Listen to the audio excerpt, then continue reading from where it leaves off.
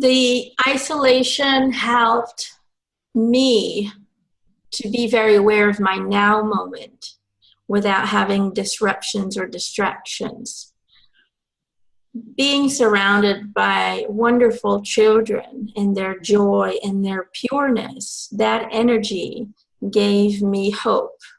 It is what kept me going. Without the children, I would have probably left a lot sooner.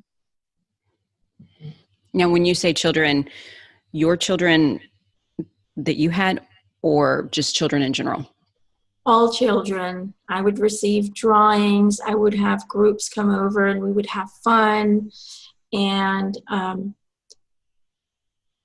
there's something about a child's energy that's just, it's magical because there's no filters and there's no disruptions and there's no manipulations present. It is pure.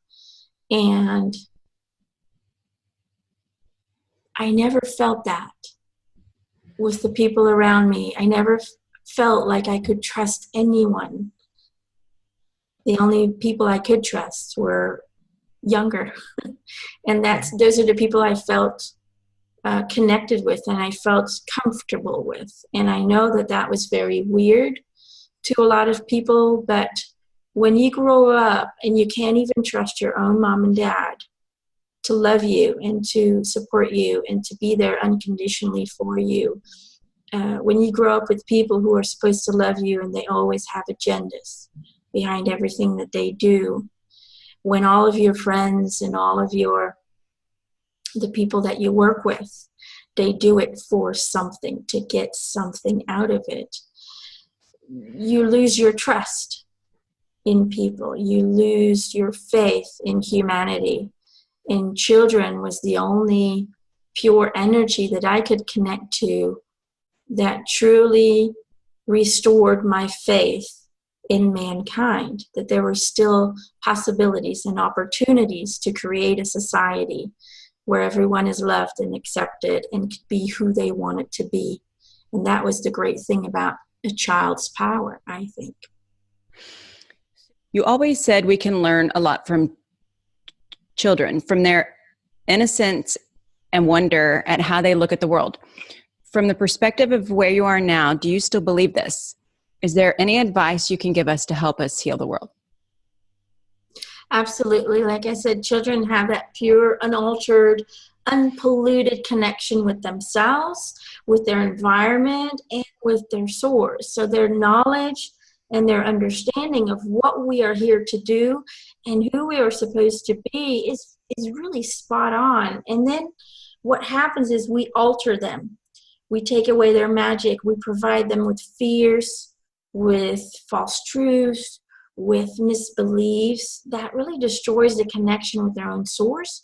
And they become brainwashed as early as 5 years old. And it takes them a whole lifetime after that to find themselves again. And sometimes they don't even get there. So my advice is to never underestimate children's knowledge and wisdom. They have a greater understanding of our path than we do as adults.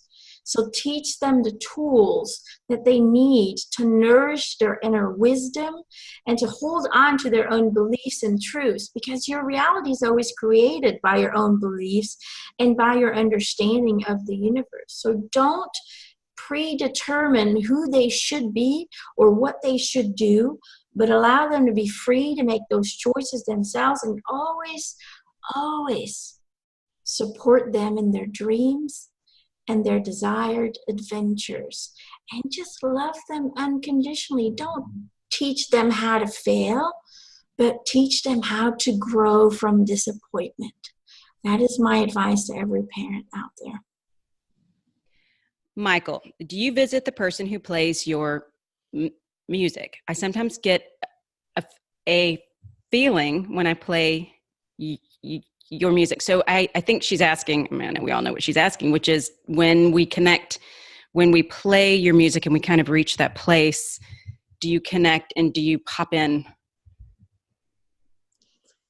He's saying absolutely, absolutely. Every time someone connects to the energies that I've put into my songs, you connect to me.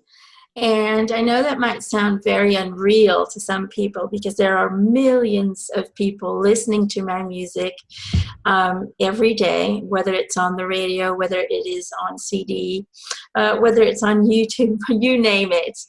But yes, whenever you connect to my music, you also connect to my soul that was poured into the music. You connect to that energy, my energy that became part of the music.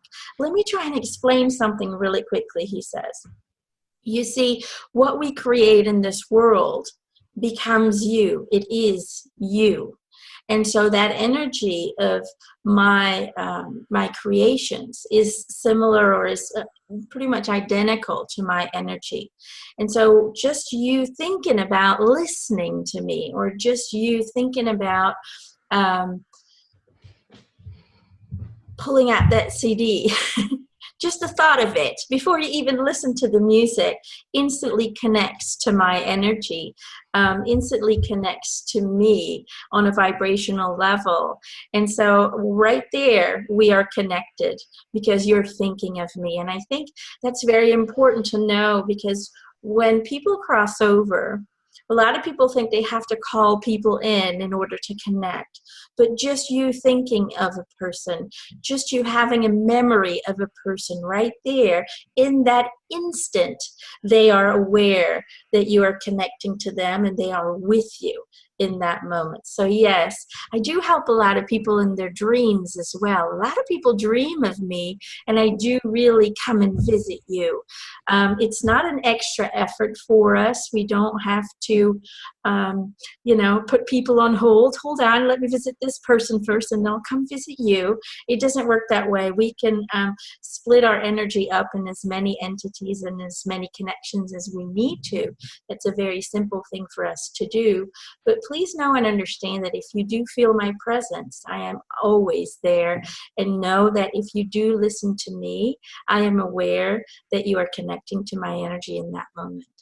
But yes, I do help people in their spiritual journey as well, and I do help people to connect to their true selves. You see, when I was in my incarnation, I really had a hard time connecting to myself. So I love helping people connect to their own entities, to their own real being, and in that, I use my he says my charm and my softness to make people feel very comfortable with that.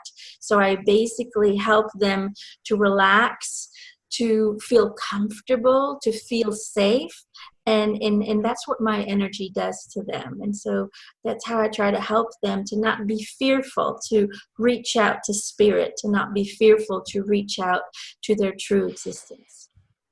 I do feel that with you, and which leads me to the question I was trying to form. Were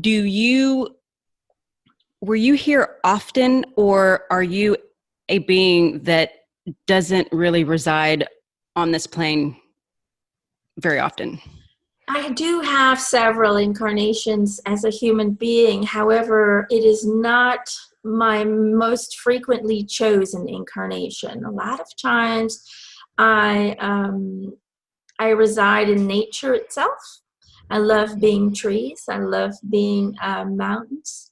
I love being just awareness on earth. I do love earth very, very much so.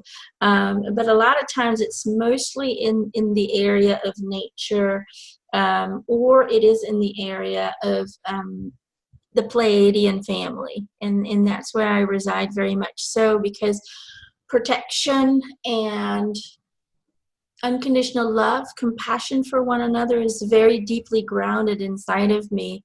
But I needed, or I chose to experience this, in a way, conflicting incarnation, just to really understand or get a better understanding of why people do the things that they do. What is the function behind it? What is the human psyche all about? And in this incarnation, I got a wide variety of lessons and understandings of why people react the way that they do, so I can then use that in the guidance and in my other incarnations to help humanity heal and to help humanity grow into a level that they can't comprehend to right now. So are you here now? Are you here in a skin suit now? Our now? Not at this moment. Not at this moment. But again, in a way, yes, I am, because there is no time the way you see it. So am I present in an incarnation, in a human incarnation? Absolutely. Is it exactly at this time, in the time, your time, he says? No, not at this moment.